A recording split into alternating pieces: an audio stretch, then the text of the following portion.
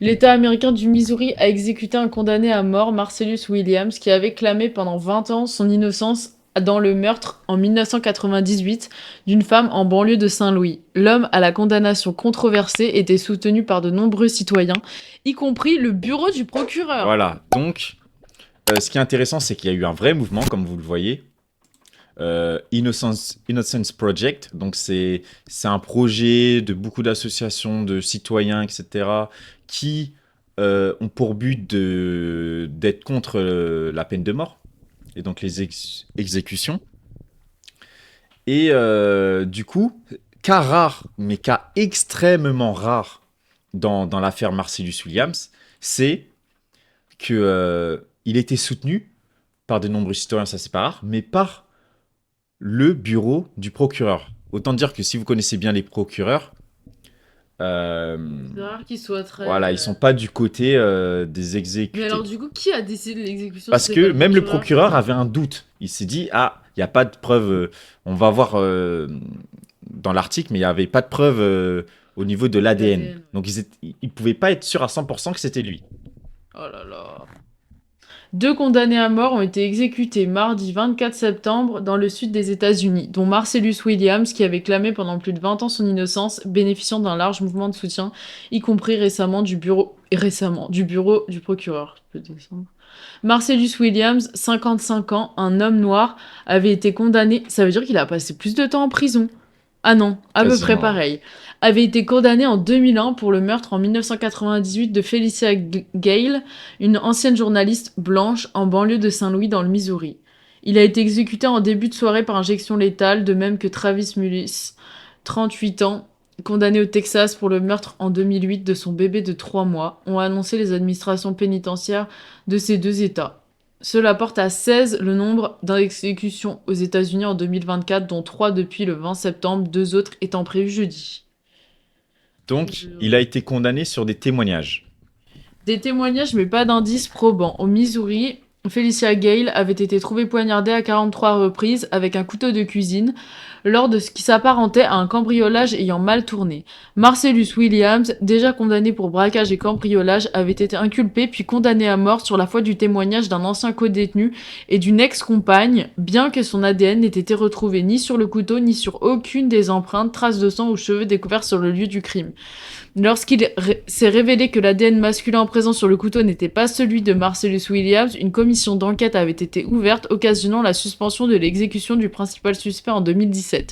Mais la décision du gouverneur de l'époque n'a pas été maintenue par son successeur, Mike Parson, en 2023. Ce dernier avait dissous la commission avant qu'elle ne se prononce, précise l'AFP. Donc voilà, c'est ça où vraiment qui est à la base du mouvement pour son innocence et pour éviter son exécution, c'est que en fait, donc le procureur d'avant, il fait donc cette commission sur l'ADN et avant même qu'elle donne ses résultats, Mike Person dissout cette commission et du coup bah ordonne l'exécution. En annulation de la condamnation. À la veille d'une récente audience sur cette demande d'annulation, il est apparu que les empreintes ADN retrouvées sur l'arme étaient celles de 2 membres de l'équipe d'accusation de l'époque.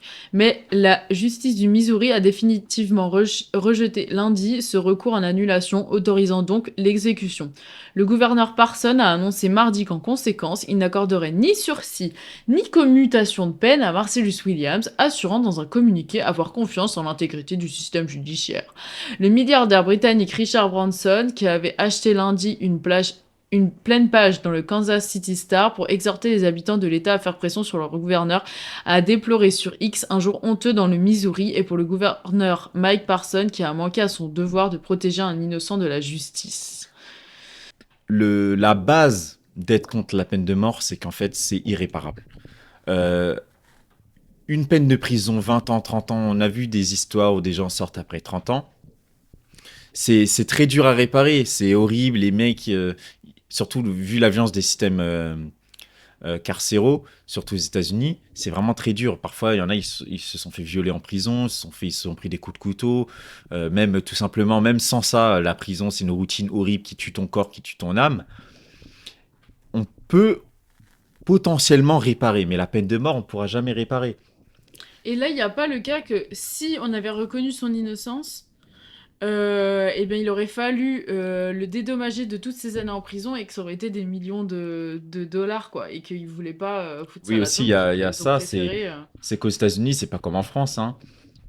Quand il y a des dédommagements de la justice envers des gens qui ont été condamnés, mis en prison À à tort. tort, c'est des millions et des millions d'euros, hein. Il y a parfois aux États-Unis, Bah, pour Mindhunter, c'était.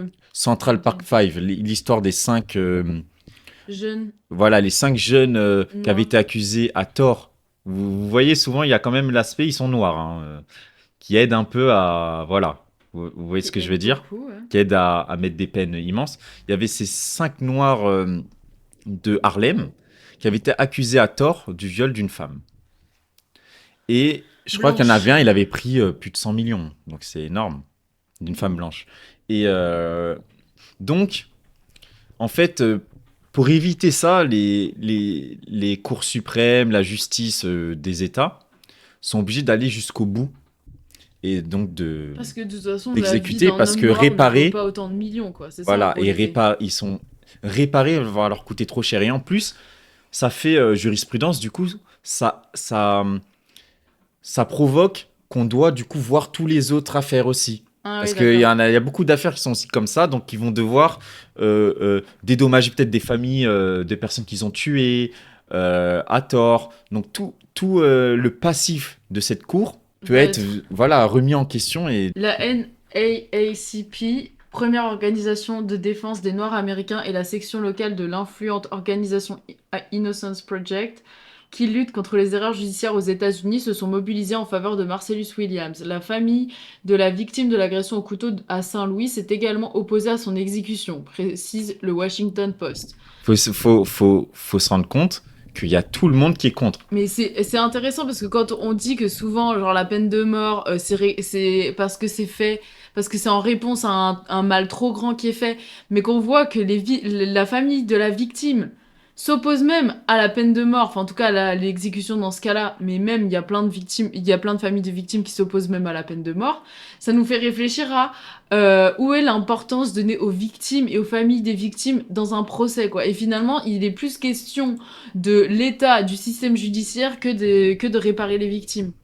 Exactement. Ayant épuisé tous les recours au niveau du Missouri, ces avocats ont saisi lundi la Cour suprême des États-Unis pour obtenir un sursis au motif que la sélection du jury qui l'a condamné était discriminatoire. Le jury comptait 11 jurés blancs pour un seul noir à la suite d'un processus de récusation controversé.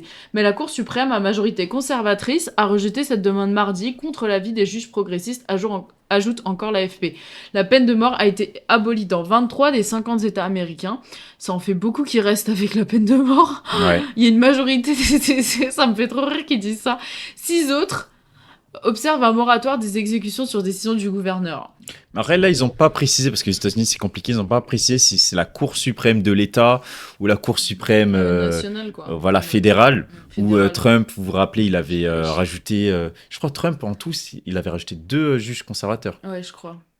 Il me semble. Donc, Mais ils il n'ont y a pas eu des précisé. réformes aussi du système judiciaire. On avait vu ça dans la série Netflix, là, Making a Murderer, sur un homme qui a été accusé à tort d'avoir violé une femme et ensuite ou violé ou agressé une femme. Et il disait que ils Ouais, avaient pour fait des éviter les recours recours. Ouais. et il y a eu des réformes judiciaires qui ont empêché aussi des recours. Et en fait, le mec, il est toujours en prison. D'ailleurs, c'est absolument horrible. La victime n'est pas le sujet principal de la justice, c'est la violation de la loi, le dommage fait à l'ordre. Mais bien sûr. Oui. Mais c'est terrible parce que en fait, les gens, ils justifient toutes les peines d'emprisonnement et la prison la peine de mort par rapport aux victimes. Imagine si on faisait ça à ta mère, si on faisait ça à ta sœur. Mais la vérité, c'est qu'il n'y a aucunement question des victimes dans ces affaires-là, en fait. Enfin, dans toutes les affaires en général, d'ailleurs. Et ouais, c'est intéressant aussi. C'est Eric Fassin qui parle de ça, mais qu'en fin de compte, on parle des personnes qui se font condamner à mort de manière innocente. Mais en fait, quand tu vois l'emprisonnement, bah déjà, ça arrive aussi très très souvent. Mais en réalité, dans les chiffres de l'emprisonnement aux États-Unis, la majorité des prisonniers aux États-Unis n'ont pas eu encore de jugement. C'est-à-dire qu'en fait, t'as des gens emprisonnés, genre ils ont quand même la présomption d'innocence et pour autant ils sont quand même emprisonnés. Et ça C'est pareil représente pour la la France, majorité des avec gens. les maisons d'arrêt. C'est Où les effrayant, gens tu te dis. sont pas encore jugés, mais en plus, vu que la justice est lente, Bah oui. ça prend 1 an, 2 ans à être jugé, bah, t'es en prison pendant 1 an, 2 ans. Et c'est fou. Non, mais tu te dis que c'est soit la majorité, parce qu'il y a toujours, t'as toujours plein d'idées sur le système carcéral. Mais te dire que concrètement, la majorité des gens qui sont en prison à l'heure actuelle n'ont toujours pas eu de jugement, donc en fait, logiquement, il y a toujours la présomption d'innocence. Voilà. C'est terrifiant. C'est dire à quel point, quand tu vois après les biais raciaux, etc., dans la prison, c'est juste des mécanismes d'emprisonnement de masse de personnes précaires et de personnes racisées aux États-Unis, quoi. Et comme d'ailleurs en France, c'est à peu près pareil. Mais globalement, les États-Unis, c'est un peu l'exemple à chaque fois qu'on donne, mais il est criant, quoi, cet exemple-là.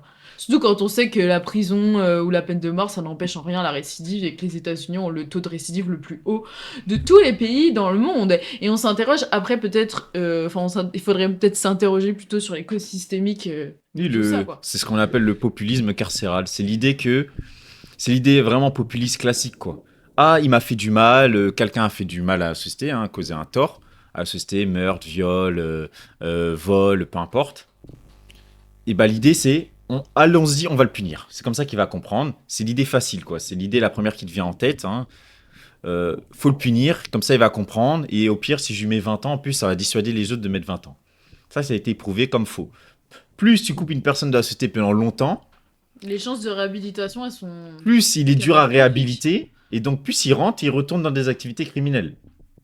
Ou sinon, bah, il se suicide en prison. Et puis Hein. laisser quelqu'un en prison, genre avec littéralement souvent aucun accès à des soins psychologiques, etc., des trucs de réhabilitation, etc. Enfin, la personne, elle a pratiquement aucune chance de prendre du recul sur son acte et de Bah oui, réfléchir au mal qu'elle a fait, quoi. bah En oui. plus, t'as toujours le biais de ah, t'es envoyé en prison et en prison, tu fais subir des trucs horribles, donc en fait, t'inverses la charge de la culpabilité dans ta tête, quoi. En te disant, c'est le système qui m'en veut, tout le monde m'en Bah oui. veut. Et du T'as une coup, haine ça te contre force l'État. pas, ça t'engage même pas à prendre du recul sur ce que t'as fait, quoi. Tu te places en victime immédiatement, ce qui est pas faux en soi, mais ce qui est pas totalement vrai. Bah oui. Et donc, dans ta tête, t'as aucune sortie vers le haut. À ce Aucune sortie niveau-là, vers le haut. aucune sortie vers le haut est proposée par l'État. Ils te punissent tellement fort que déjà, t'as une rancœur. Tu te dis, Bien bah, sûr. moi, quand je sors, je casse tout. On entend souvent cette phrase des prisonniers. Moi, quand je sors, je casse tout. Toute leur énergie qui est volée, qui est mise en prison, où du coup, ils attendent que de sortir pour tout péter, c'est créé par l'État. Donc, on a vu les États-Unis, c'est le pays avec le plus de récidives. La France, ça commence, je crois en Europe, c'est celui aussi qui a le plus de récidives, parce qu'on est dans ce populisme carcéral qui est encore proposé par les partis de droite actuellement. Ils proposent ça encore. On a les républicains qui veulent faire passer une loi encore qui va dans le sens du populisme carcéral. Laurent Wauquiez l'a évoqué, notamment sur le meurtre de Philippines pour avoir, Philippines. là. Tout ça, ça va dans une même histoire de aussi l'incarcération des masses des Afro-Américains qui s'est fait après la ségrégation. C'est une longue histoire. Vous pouvez aller voir le documentaire Le Il 13e est très amendement. bien. Il est très bien, Ouais, en très plus, bon pour le coup. documentaire qui explique comment on a tout fait pour mettre les Noirs en prison le plus possible. Pour Quoi. aussi pouvoir les exploiter leur force de Voilà, et travail. aussi un capitalisme carcéral. Il y a aussi un livre de Jackie Wang sur ça. Explique le capitalisme carcéral. Ouais, c'est trop long. C'est trop long, c'est trop long. Mais Le livre en plus. ouais, c'est très très très intéressant sur ça. Et aussi comment la guerre contre la drogue a été en fait une guerre, et c'est toujours le cas, et est une guerre contre du coup les minorités Les classes raciales populaires et aussi. surtout du coup les Afro-Américains aux États-Unis quoi. Ouais. Parce qu'avant, par exemple, il y a des exemples sur la condamnation. À un moment, ils ont décidé que, par exemple, vendre une drogue dure, c'était comme quasiment faire un meurtre. Ils l'ont décidé comme ça, c'est-à-dire ils ont passé, je sais pas, c'est un exemple. Hein. Je me rappelle plus exactement des chiffres, mais imaginez peut-être qu'avant c'était 2 3 ans de prison. Ils ont considéré que du coup, bah, ce sera 20 ans de prison, bah, comme un meurtre. 20 ans, 30 ans, 40. Aux États-Unis, il y a même des 100 ans de prison. Eux, Des ils sont loin. 300 Hein. ans. Voilà.